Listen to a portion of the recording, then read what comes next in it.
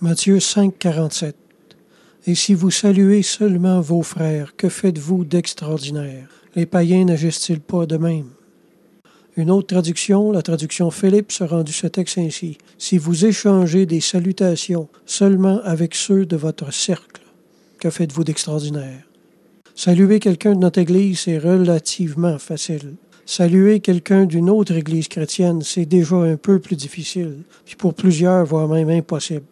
L'esprit sectaire est très fort dans beaucoup de petites églises évangéliques. Avoir des amis en dehors de l'église où on va d'habitude est virtuellement défendu dans plusieurs milieux chrétiens. On va retirer des privilèges à ceux qui visitent d'autres églises. Si ça ne suffit pas, on lui retire ses responsabilités dans l'église. On fait toutes sortes de pressions comme ça. Puis si tout ça ne suffit pas, bien simplement on l'ampute, puis on le renvoie chez lui en pleurant.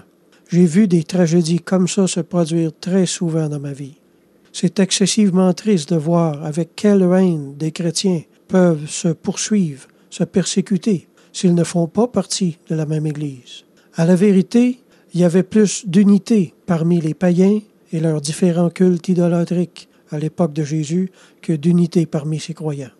Je vous encourage à télécharger mes messages audio sur l'amour de la paix, l'esprit de dispute, l'esprit de parti, le localisme et tous les autres messages de cette série. Ce sont des messages que les églises ont si désespérément besoin d'entendre. Amen.